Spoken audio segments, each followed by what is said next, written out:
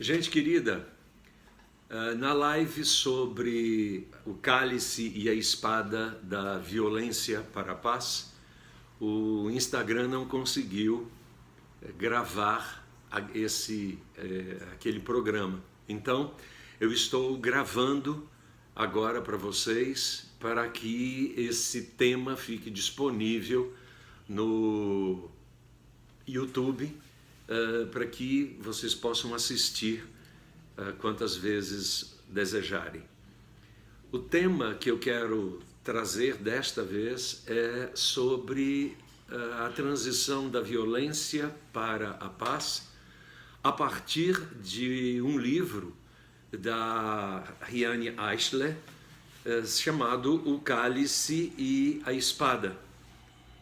Esse livro é a resultante de um trabalho que a Eichler fez durante 10 anos, pesquisando toda essa movimentação que ela acaba chamando de sociologia ativa, dentro de um conceito criado por ela, chamado de transformação cultural, a teoria da transformação cultural.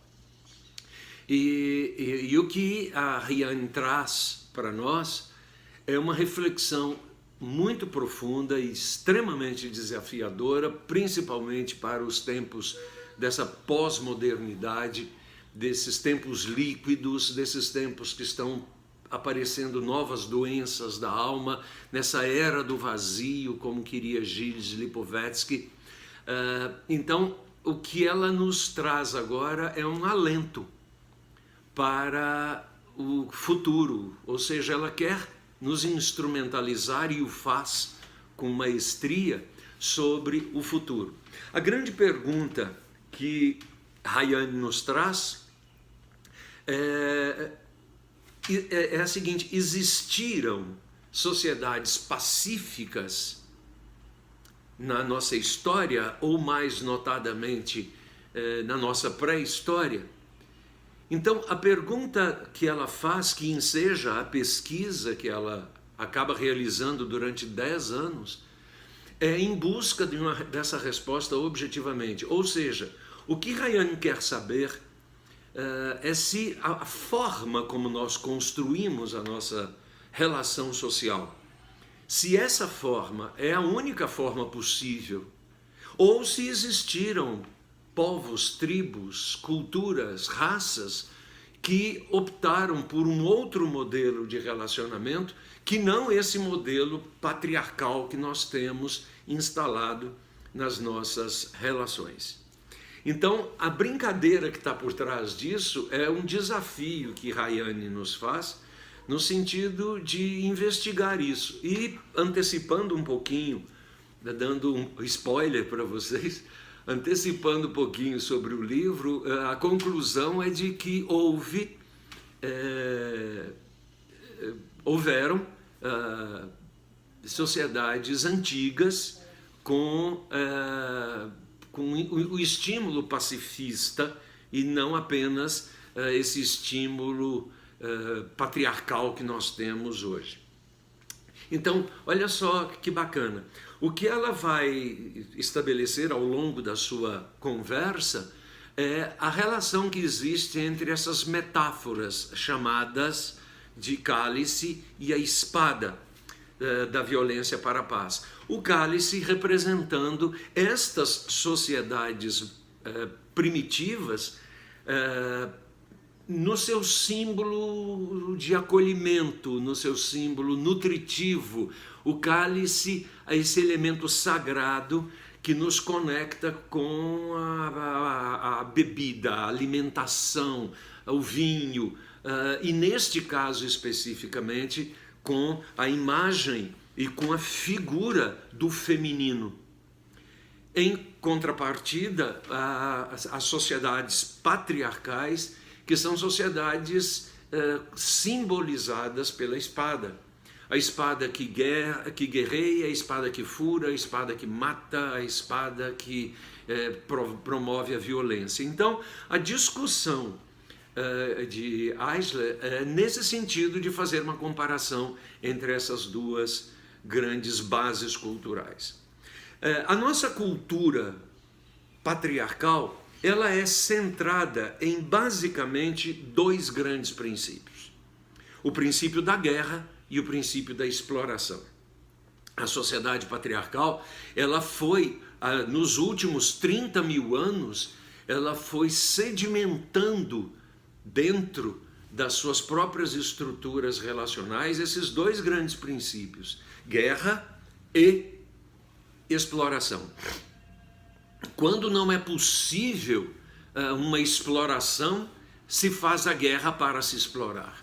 Quantos países no mundo inteiro foram invadidos, foram dominados por instâncias ou por nações superiores com o objetivo exclusivo de explorar certas riquezas que eram patrimônio daquele país, daquele povo, daquela cultura. Então, esses eixos da cultura patriarcal, a guerra e a exploração, criam um princípio de que a melhor forma de melhorar o mundo é através da força.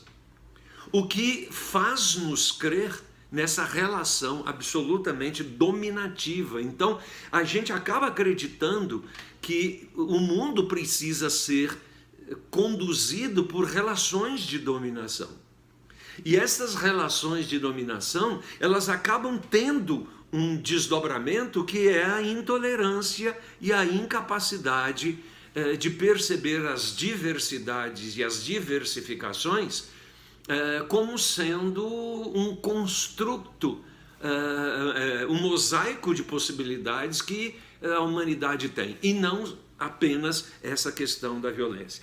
Historicamente falando, as sociedades patriarcais dominaram as sociedades matrísticas, na verdade, chegando inclusive a extingui-las em alguns lugares. Nós ainda temos manifestações matrísticas no mundo, ou seja, manifestações onde o sentimento que decorre da figura materna, do feminino, permeia as relações. Historicamente falando, como é que isso aconteceu? Então eu falei um pouco agora dessa característica das sociedades patriarcais, que a gente já sabe, é uma sociedade caracterizada no eixo exploração e guerra, que desenvolve a partir daí o princípio da força como sendo o elemento capaz de gerar um mundo melhor, altamente questionável, o que faz gerar o princípio da dominação e que constrói em nós o sentimento de que essa é a única forma de nos relacionarmos. Mas Eisler vai nos mostrar outro lado da moeda. Ela vai nos mostrar nas pesquisas que ela faz na pré-história, através das pinturas rupestres, através dos lixos da sociedade, fragmentos dessas sociedades contidas nos lixos culturais, cerâmicas, bronze, elementos culturais, pedras moldadas e por aí vai. Ela vai começar a construir a possibilidade de que essas culturas também existiram como alternativa para os nossos relacionamentos. Porque em ambos os casos, duas coisas são importantes dizer. A primeira delas é de que as sociedades humanas, elas se constituem a partir de três grandes perguntas: de onde viemos, o que é que estamos fazendo aqui e para onde vamos? Essas três perguntas o homem faz há 30 mil anos, talvez um pouco mais. Inclusive, antes da história, estas perguntas aparecem muito bem identificadas nas pinturas rupestres que nós encontramos nas cavernas. Mas essas perguntas sempre atormentaram o ser humano, e quando a gente encara essas perguntas de forma intelectualmente honesta, e eu diria mais do que honesta, corajosa, a gente descobre que ninguém tem respostas para isso. O que nós temos, na verdade, são declarações que acabam virando crenças nas quais nós acreditamos. Então, esse é um ponto que eu acho extremamente importante para a gente poder refletir sobre ele. Veja, a crença é importante, a fé é importante, mas crença e fé fazem parte de outra categoria cognitiva que não a categoria da objetivação dos fatos. Porque, veja, nós não sabemos aonde estávamos, nem o que acontecia conosco antes de nascermos. Nós também não sabemos aonde estaremos, nem o que acontecerá conosco após a nossa morte. E entre uma coisa e outra, nós temos a grande dúvida de saber o que é que nós estamos fazendo aqui. Objetivamente falando, não há respostas para isso. Então nós acabamos construindo algumas possibilidades, e estas possibilidades nos remontam aos deuses, nos remontam aos processos religiosos que fazem parte de toda a cultura humana em todos os tempos. Não se tem notícia de nenhum povo que seja originalmente ateu. Não há. O ateísmo é uma imposição ideológica feita por exercícios de caráter dominante. Então, as pessoas passam a deixar de crer como um elemento ideológico circunstante. Mas, naturalmente, toda a história da humanidade, inclusive das civilizações pré-históricas, há uma manifestação religiosa aí, que eu prefiro dizer uma manifestação espiritual, muito mais efervescente do que a probabilidade do ateísmo de fazer isso. Então, o que a Eisler vai nos mostrar é como é que isso provavelmente nasceu. De todas essas perguntas, de onde viemos, para onde vamos e o que estamos fazendo aqui, só temos um fato que pode ser construído a partir da objetividade da vida, que é o fato de que nós, todos os seres humanos, viemos da mulher. Naquela época, os homens não sabiam, os seres humanos não sabiam que da relação existente entre o coito e a gravidez.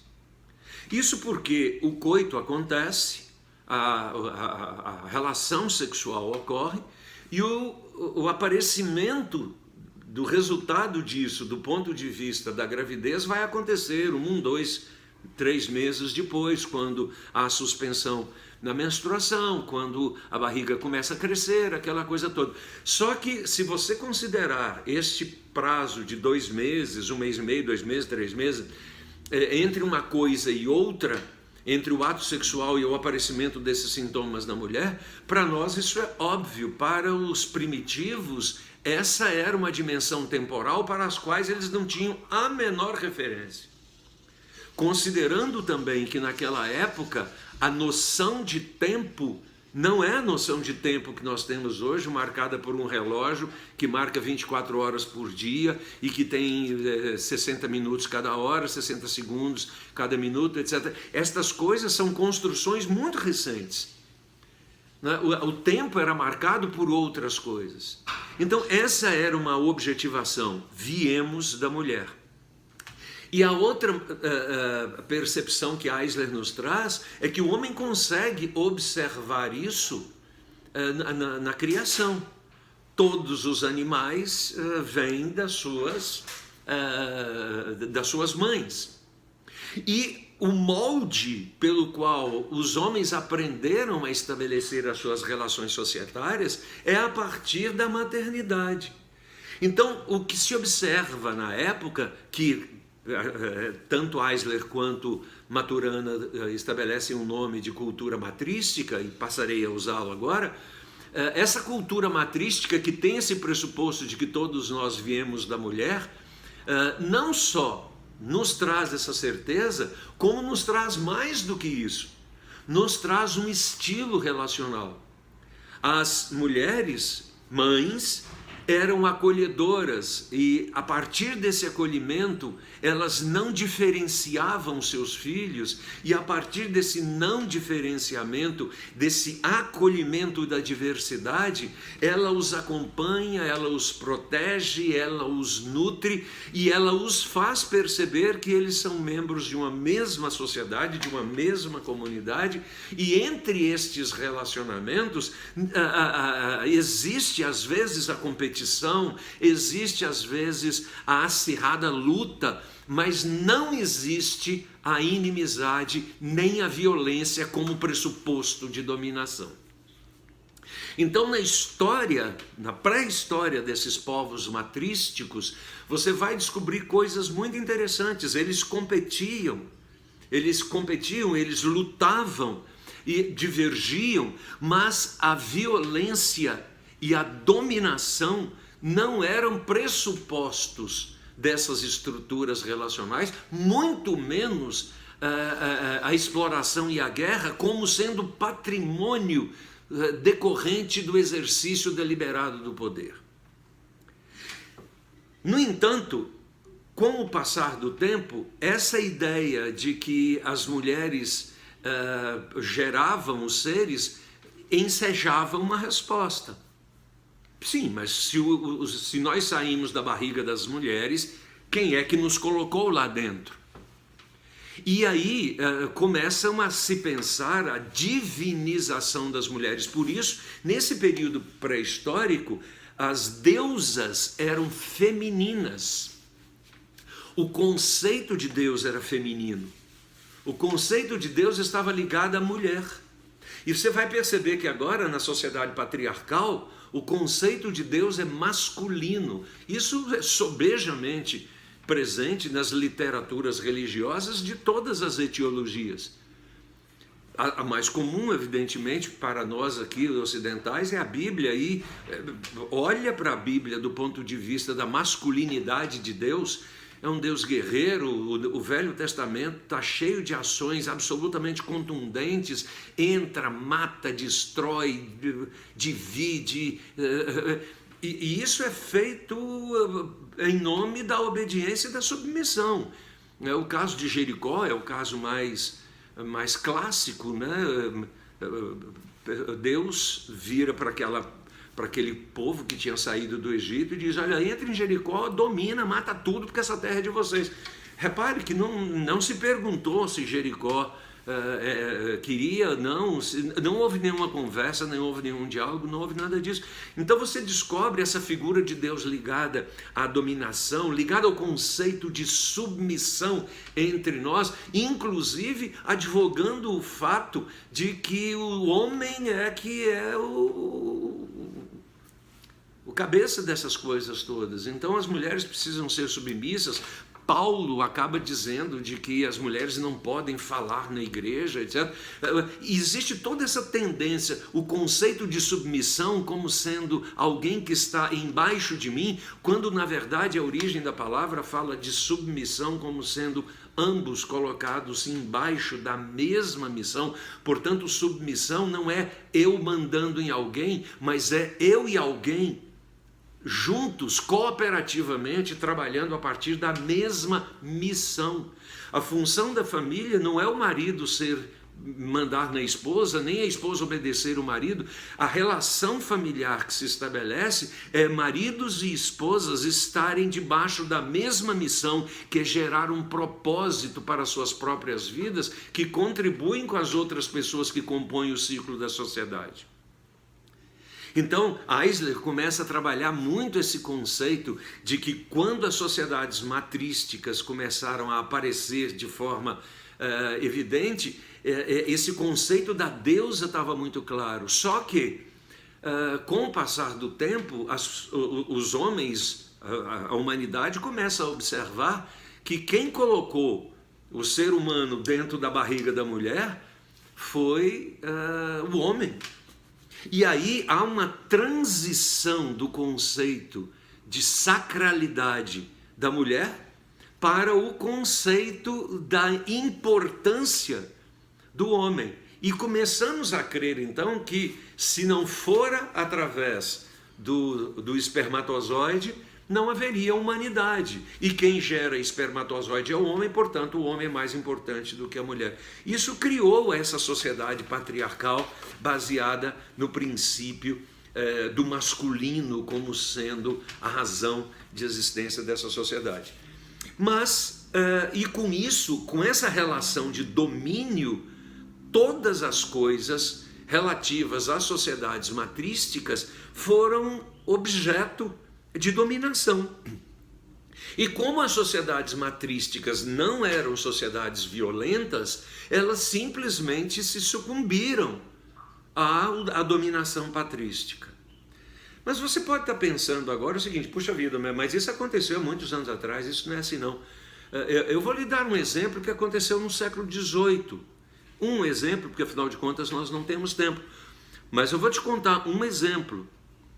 Bartolomeu Dias da Silva, o chamado Anhanguera, foi um bandeirante. O Bartolomeu Dias da Silva fez uma coisa muito interessante com relação a isso. Ele sai de São Paulo, né? Ele é um bandeirante, ele sai de São Paulo com uma tropa, com um grupo de pessoas, etc., para explorar o interior do Brasil e chega à tribo dos Goiáses no interior de Goiás, ali, Rio Araguaia, etc., etc., etc.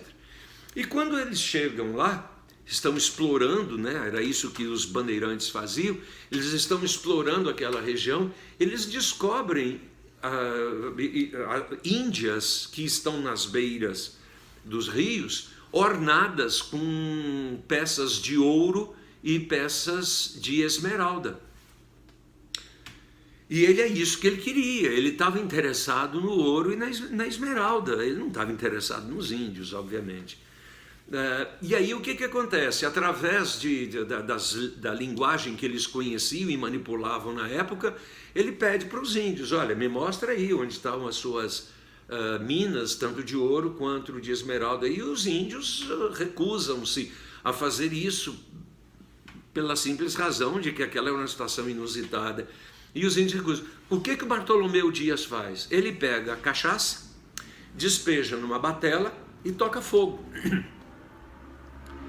Aquelas pessoas, aqueles índios, os Goiáses, aqueles índios não conheciam pinga. E por não conhecerem a pinga, eles acharam que o que o Bartolomeu Dias tinha colocado na batela era água.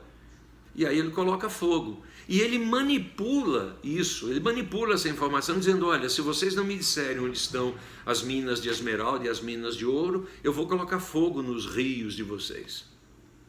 Aqueles índios, baseados no medo de que as águas deles pegassem fogo, porque aquela situação foi vista, e eles agora liberam essa informação para Bartolomeu. E para isso com isso eles dão um apelido para Bartolomeu Dias, que é o Anhanguera, que significa diabo velho.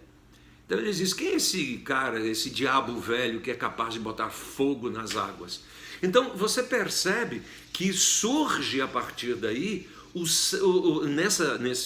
nesse caso verídico que aconteceu em Goiás, no século XVIII, você começa a perceber isso, né? Século XIX. Você percebe isso, ou seja, a manipulação daquela informação, a manipulação da ignorância gera o sentido de dominação. E foi isso que acontece na pré-história. A sociedade patrística começa agora a dar explicações para a sociedade matrística, explicações fantasiosas, com o desafio de que se as pessoas não se submetessem àquilo, elas seriam punidas, elas seriam mortas, etc. Olha, se você não adorar esse Deus, esse Deus vai tocar fogo na sua lavoura. E de repente a lavoura pegava fogo. E as pessoas acreditavam que isso acontecia. Né? E então essa manipulação da ignorância gera nas pessoas o senso de poder e o senso de dominação. Então, durante muitos anos na história antiga, esse processo, né, de explicação fantástica sobre uma realidade associada ao poder e à força, criou a figura dos intermediários, que é típico das sociedades patrísticas. Esse intermediário é o seguinte: nós precisamos agora de alguém que faça a mediação entre eu e Deus. E aí surge a classe sacerdotal. Não que os sacerdotes não existissem nas sociedades matrísticas, eles existiam, mas eles eram veículos não de imposição da vontade dos deuses e nem de criação de um processo de dominação, mas eles eram pessoas que facilitavam o entendimento que a sociedade tinha das suas próprias dúvidas, das suas próprias angústias, dos seus próprios conflitos. Então, olha só que coisa interessante. Com o surgimento dessas histórias dos intermediários, surge a figura do processo, abre aspas, sacerdotal violento, que é o processo da dominação. É aquele que, olha, eu domino, eu tenho a palavra destruidora, eu trago uma mensagem disso. E aí você vai construindo uma sociedade que se caracteriza pelo medo. Tem um teólogo americano que diz uma questão interessante. Ele diz: se nós acabássemos com a ideia de inferno, muito provavelmente a ideia que nós temos de Deus seria totalmente diferente. Se nós acabássemos com a ideia de inferno, com a ideia de juízo eterno, com a ideia de sofrimento eterno e que você vai para lá se você não fizer ou não for tais e tais e quais coisas, a gente estaria com uma outra realidade instalada. Mas você repara que isso, o conceito que decorre dessa intermediação é um conceito extremamente violento. Portanto, é um conceito de dominação. O que se queria era restaurar essa ideia do acolhimento, da capacidade de conviver inclusive com as dúvidas, de procurar construir relações amorosas que fossem relações de cuidado. Então, na evolução do pensamento de Eisler, ela começa a fazer uma pergunta muito interessante. Ela diz: nessa transição, nós perdemos a capacidade de nos indignar com os absurdos que fazem parte da cultura patrística. Gente, a razão patrística perdeu totalmente o sentido nos últimos anos. Totalmente o sentido. Veja, se encararmos com seriedade, se encararmos com honestidade, a pergunta que se faz é: o que explica Hiroshima e Nagasaki? O que explica o Holocausto? Como é que alguém com a sua cabeça no lugar que não seja doente pode explicar o Holocausto? Como é que alguém que não seja um doente pode explicar Hiroshima e Nagasaki? A pergunta que as culturas matrísticas provavelmente fariam é: será que não havia nenhum outro jeito de resolver o problema da guerra no Pacífico a não ser soltar as bombas atômicas lá em Hiroshima e Nagasaki? Será que não havia um jeito de resolver o problema econômico gerado pela Primeira Guerra que estava afetando de forma incontestável a Alemanha? Será que não tinha outro jeito de resolver, a não ser matar 6 milhões de pessoas, a não ser justificar o absurdo que foi o Holocausto? E o que é pior, agora no século XXI, você vê pessoas levantando esses conceitos novamente, utilizando essas expressões absurdas, ameaçando-nos uns aos outros com essa questão de armas nucleares, de vírus, destruidores de pessoas e não de patrimônios, etc. Você começa a perceber o seguinte: não há nada que justifique hoje racionalmente as soluções totalitárias. E as soluções totalitárias acabaram criando-se, de um lado, essa questão dos intermediários, que acabaram criando os sacerdotes, que acabaram desenvolvendo as religiosidades. E veja, eu estou falando religiosidade com consciência, não estou falando de espiritualidade. A espiritualidade é a é o modo como eu me conecto com esta noção que eu tenho e que todos os povos têm, de que há alguma coisa pensante, inteligente, criativo, que criou todas as coisas, inclusive a mim. Por isso todos os povos, tribos, raças, línguas ao longo de todos os tempos foram seres espiritualizados que criaram a partir das suas próprias culturas representações religiosas disso. Só que as representações religiosas matrísticas não são violentas. Elas são representações que constroem a paz. A morte não é algo que vai decidir se eu vou para o céu ou se eu vou para o inferno. Aliás, esse conceito não existe nas sociedades matrísticas. A morte, para eles, é o momento em que eu me reintegro a essa dimensão cósmica, essa dimensão universal, e continuo fazendo parte disso. O conceito de sofrimento, de alguém me cutucando com essas imagens terríveis do inferno, são coisas criadas pelas sociedades patrísticas. Então, a questão que nós estamos que perguntar agora é: como é que a gente pode efetivamente justificar essa perseguição com que nós temos uns aos outros? Nós vivemos em constante processo de perseguição. Como é que a gente consegue justificar qual ser a razão infame pela qual nós fazemos as outras pessoas sofrerem? Como é que nós podemos aceitar como legítimo esse modo infame como nós estabelecemos relações nitidamente desumanas? Quem é que me deu o direito de soltar uma bomba em cima da cabeça de um grupo de pessoas só porque eles pensam diferente de mim?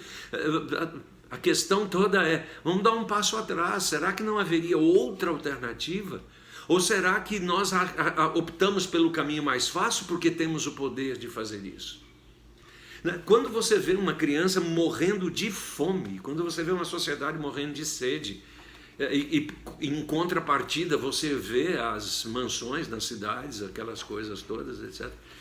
Nada contra, mas apenas o seguinte: será que não há um meio termo nesse processo? Então veja, Eisler vai nos mostrar que esse modelo mental criou uma série de problemas que nós hoje admitimos como sendo verdadeiro. Então eu preciso agora de um salvador da pátria, eu preciso de alguém que toque o terror, porque, veja, é absurdo crer que a violência gere um mundo melhor. E nós estamos no momento em que estas coisas estão chegando nos limítrofes da vida. Então nós estamos chegando em situações que talvez o próximo passo não gere a possibilidade de um futuro. Então Eisler agora vai começar a trabalhar na possibilidade de como é que a gente reconstrói isso. E como é que Eisler trabalhou sobre esse conceito? Bom, ela nasceu em 1937. Ela é uma austríaca que viveu dentro dos campos de concentração, viveu em Auschwitz. Ela é uma das sobreviventes de Auschwitz. Depois ela sai de lá, migra-se para Cuba, depois ela vai para os Estados Unidos, onde hoje ela é presidente do Centro de Estudos sobre Parceria. Então a vida dela toda foi estudar como é que as sociedades matrísticas poderiam hoje existir. Porque veja, não há espaço para as sociedades matrísticas. Algumas pessoas falam disso, a Eisler fala disso, o Maturana com todos os seus discípulos falam disso, eu tenho falado disso, alguns outros colegas aqui no Brasil têm falado disso, Margarita Morales tem falado disso, Tirza Reis tem falado disso. Tem um grupo de pessoas que fala disso, mas o que a Riane Eisler estava tentando fazer nos estudos sobre parceria é descobrir como é que a gente pode efetivamente fazer com que as sociedades matrísticas aconteçam. Às vezes a gente pensa assim, existe alguma expressão matrística hoje visível? Existe. E o exemplo mais claro, que talvez ajude você a perceber isso, é o que aconteceu nas Olimpíadas. O que acontece nas Olimpíadas. Repare, nas Olimpíadas eu vou lutar com você, eu vou ganhar de você, eu vou ser melhor de você, eu vou ganhar a medalha de ouro, eu vou passar na sua frente, eu vou lutar melhor, eu vou atirar a flecha melhor, eu vou nadar melhor, eu vou saltar mais alto, enfim, mas você não é meu inimigo. No final, a gente desce do pódio, todo mundo se abraça, todo mundo faz parte de uma grande confraria chamada humanidade. Esse é um princípio matrístico presente nos nossos dias, talvez a última remanescência do pensamento matrístico. Por outro lado, quando a gente olha a relação das mães com seus filhos, a gente continua vendo essas relações matrísticas acontecerem nas sociedades de hoje. A gente continua vendo mães que acolhem seus filhos sem julgamento, sem preterimento, sem discriminação. Portanto, o diferente é bem-vindo, né? Aquele que tem alguma necessidade especial é bem-vindo, né? A cor não importa, porque somos todos humanos. Então, Eisler começa a entender agora como é que a gente pode fazer hoje para tornar as sociedades sociedades patriarcais, sociedades matrísticas, sociedades caracterizadas por algumas coisas. Primeiro, sociedades que tenham respeito como a base das suas relações. Sociedades que tenham a parceria como base das suas transações. Sociedades que tenham o cuidado amoroso com as diferenças e com as possibilidades. E sociedades que sejam inclusivas e sustentáveis. Então, esse é o objetivo do pensamento matrístico, né? Respeito, cuidado amoroso, parceria, sustentabilidade, acolhimento, respeito à diversidade e à diversificação. Não significa que não teremos dificuldades pela frente, mas que teremos nas conversas, na capacidade de equacionar futuros, como sendo nosso grande desafio. A pergunta que Eisler faz, então, é para a gente construir essa sociedade, quais são algumas coisas que a gente precisa considerar? Primeiro, um processo educacional não violento. Eu explico isso bem rapidamente. O processo educacional não violento é aquele processo que abre mão da linha de montagem, abre mão da produção em massa, para respeitar as necessidades e demandas individuais. Olha só que coisa interessante. Bom, você já fez o seu mestrado, você já fez seu doutorado, você já fez sua graduação, sua pós-graduação, enfim, vamos olhar para isso com coragem. Eu estou aqui falando com vocês hoje e fazendo essa declaração com toda honestidade de coração. 90% do que eu vi em todo o meu processo educacional não me serviu. O método me serviu, mas os conteúdos não me serviram. E eu fui obrigado a estudar a tabela periódica, eu fui obrigado a entender de logaritmos, uma série de coisas. Tem outros métodos capazes de desenvolver os meus relacionamentos e de desenvolver modelos mentais altamente eficientes. A escola que nós temos hoje, ela pode ser efetiva, mas não é a escola que nós tínhamos na Idade Média, que nós tínhamos na Idade Primitiva, que nós tínhamos na pré-história. Existem outras formas de ensinar e outras formas de aprender que não seja massificação. Então a metáfora que eu gosto de usar para a escola moderna hoje é isso: você pega aqui uma alcatra, você pega um pernil, você pega um filé, você pega um patinho. São coisas totalmente diferentes. Você bota na máquina de moer carne e transforma tudo isso em carne moída. Ali na carne moída, meu amigo, vira tudo igual. Esse processo de produção escolar, esse processo de produção educacional, a partir da massificação, é uma das coisas mais dominadoras que tem, porque você rompe com as demandas individuais. você acaba com as necessidades particulares de cada pessoa. Então nós temos que urgentemente repensar uma nova forma de educar-nos mutuamente. Agora, com a pandemia, agora com a quarentena, muitas famílias estão redescobrindo como é que eu posso educar em casa, se bem que tem algumas que estão pirando também, né? Estão pirando porque não sabem o que fazer com as crianças dentro de casa. Agora, se você olhar para uma aldeia primitiva, você vai descobrir que as crianças são filhos de determinadas pessoas, mas pertencem à comunidade. A educação é comunitária, está todo mundo junto. Então, esse é o primeiro desafio que Eichler nos diz. Nós precisamos aprender a uma educação não violenta que se caracteriza pela ruptura com um modelo massificado que não atende às demandas particulares nem às necessidades individuais para as quais eu nasci. O segundo princípio que ele coloca é a chamada rede de ajuda, ou redes conversacionais de alto desempenho. E aí, de novo, o desafio de olhar para a vida com a seriedade necessária e com a coragem necessária. Repare, para eu estar aqui gravando esse vídeo para você, milhares de pessoas estão atuando. Eu preciso ter esse tipo de consciência para desenvolver um sentimento amoroso, para desenvolver um sentimento não violento. Eu estou aqui gravando esse vídeo para vocês, mas tem gente cuidando do almoço, tem gente cuidando da casa, tem gente cuidando da energia para que eu tenha energia para vocês, tem gente cuidando da tecnologia para que eu possa transmitir esse vídeo para vocês, tem gente pensando num bando de coisas. Eu não sou um ser isolado no mundo, ou seja, não existe trabalho isolado. Por outro lado, não existe relação isolada no mundo.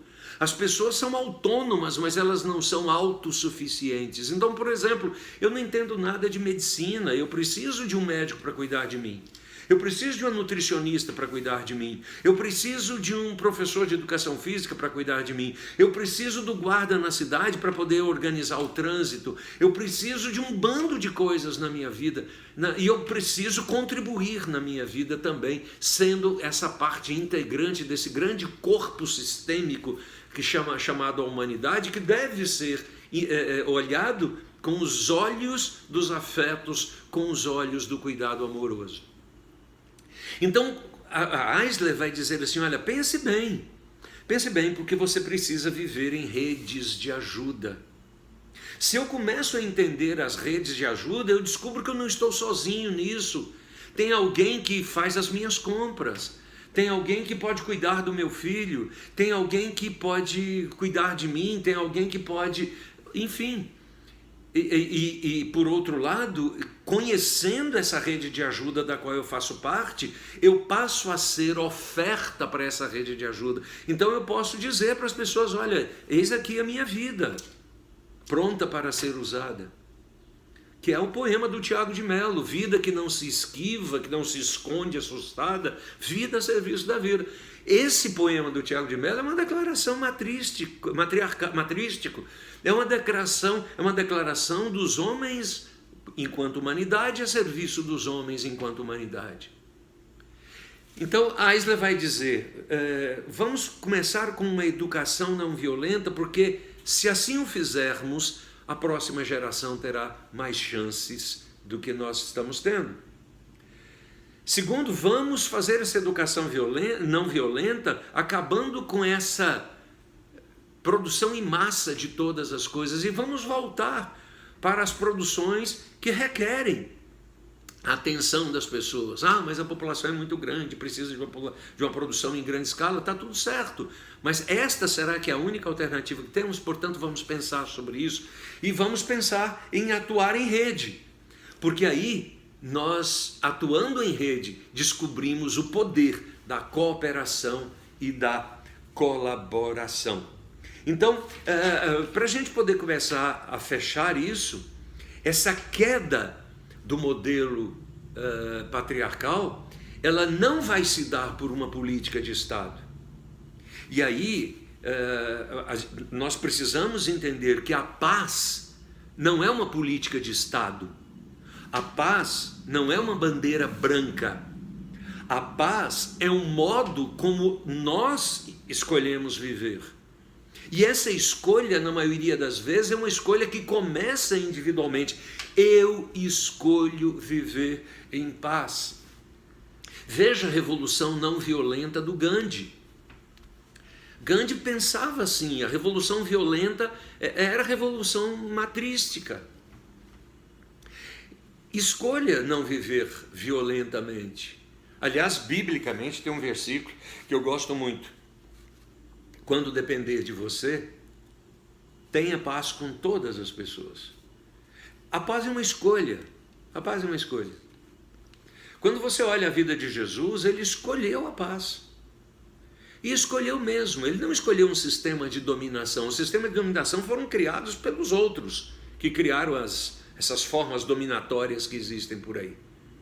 Mas ele veio absolutamente dizer: nós somos livres na nossa Constituição, e essa relação que nós temos é uma relação que deve ser abundantemente centrada no conceito de paz e não no conceito de violência, no conceito de cálice e não no conceito de espada. Então, gente, hoje no século XXI ainda existem crenças de que a mulher não pode participar de igrejas, não pode ter papel nas igrejas, não pode fazer isso, não pode fazer aquilo. E isso é de um grau de insanidade que nós aí agora perdemos a capacidade de achar isso absurdo. E essa é uma característica patriarcal. É quando eu perco a capacidade de dar ao outro a oportunidade, porque eu acho que essa oportunidade só pode ser minha, só pode ser dos iguais. Então, a nossa querida Eisler vai dizer assim, vamos entender que a manipulação da ignorância é um dos elementos geradores de dominação. Segundo, a construção de mitos, salvadores da pátria, pessoas que vão resolver o problema do país, que vão resolver o problema do mundo, e que mais parecem crianças birrentas porque tiraram o brinquedo dele. Isso não existe do ponto de vista das sociedades matrísticas. Não existe essa discussão, aquela ideia, queres a paz? Prepara-te para a guerra. Isso é de um nível de manipulação da ignorância e de criação de mitos assustador. E o terceiro elemento, a Eisler diz, olha, revise o conceito de racionalidade. Porque o que nós precisamos é dar vazão aos nossos afetos como forma de construir as possibilidades. Soluções para isso, do ponto de vista bem prático, que você pode começar a praticar agora. Primeiro, aprenda a conversar. Tudo se resolve numa conversa emocionalmente equilibrada. Não é aquela conversa com o dedo em riste, não é aquela conversa que manda o outro calar a boca, não é aquela conversa da agressividade que expressa a raiva em todo momento. É a conversa que é capaz de ser terna, de ser acolhedora. Segunda coisa que você pode praticar para retornar a esse pensamento do cálice, esse pensamento do acolhimento, esse pensamento da cultura matrística. Você pode entender o outro como possibilidade, diferente de você. Você não precisa ser o outro, mas você pode entender o outro. Ele é diferente de mim. Eu não quero ser igual a ele, mas ele é legítimo em ser o que é. Voltaire dizia uma frase que eu particularmente gosto muito. Ele dizia assim: não concordo com uma palavra do que tu dizes, mas morrerei defendendo o teu direito de dizê-las. Olha que coisa legal. Eu posso não concordar com você, mas eu defendo o teu direito de dizer o que você está dizendo. Acolhedoramente, pacificamente, você pode ser totalmente diferente de mim. Eu não quero ser igual a você, mas nós precisamos conviver em paz a partir das nossas diferenças. Outra coisa que você pode fazer para restaurar a cultura matrística é promover formas de ajuda não monetarizadas. A gente ajuda quem precisa, não é quem merece. Não é uma questão de mérito, é uma questão de necessidade. Então, olha só que bacana. Nem tudo no mundo pode ser monetarizado. Quanto vale a vida de um filho? Quanto vale uma morte? Quanto vale isso? Então, veja, a gente não pode transformar tudo em dinheiro. Olha, eu vou te dar R$50 porque isso vale R$50. Quanto é que vale uma pessoa?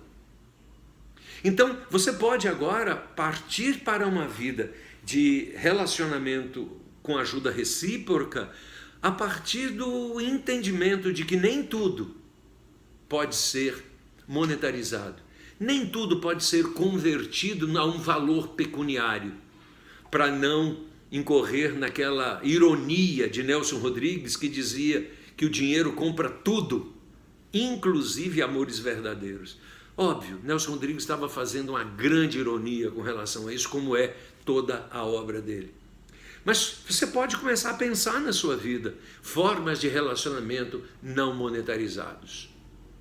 E por último, você pode aprender a convivência pacífica. Aprender a convivência pacífica é ser capaz de colocar-se num estado de ânimo aonde ninguém consegue lhe agredir, a não ser que você queira, a não ser que você permita. Porque se você constrói uma relação pacificadora com profundo conhecimento de si mesmo, com uma relação acolhedora e amorosa, você pode rechaçar toda ação violenta com um coração aberto, com uma mente aberta e com um acolhimento. Eu gosto muito da vida de Jesus, porque na hora que ele está na cruz, uma das frases que ele diz é essa convivência pacífica. Ele abre os braços na cruz e diz: Pai, perdoa-lhes, porque fazem o que sabem, mas não sabem o que fazem. Essa primeira parte não está na Bíblia, obviamente, só está a segunda. Mas o que Jesus diz na cruz é: Pai, perdoa-lhes, porque eles sabem crucificar. Eles só não sabem quem eles estão crucificando. É uma opção pela paz. É uma opção pela não violência. É uma opção pelo futuro. Eu espero que você tenha gostado. São reflexões que eu concordo com Ryan Eisler. São pensamentos que nos colocam diante do desafio de fazer com que o mundo futuro seja melhor, que as gerações futuras tenham mais possibilidades. Eu quero que vocês me ajudem, compartilhem isso com as outras, nas redes de vocês, me passem um e-mail, enfim, né? Aliás, tem um negócio que estão me dizendo aqui agora: assina o canal, assina lá a ativação no YouTube. Esse vídeo foi feito originalmente no Instagram, mas estará disponível no YouTube, e eu conto muito com vocês, porque assim podemos pensar no mundo melhor. Um grande beijo e a gente se encontra na nossa próxima live. Tchau!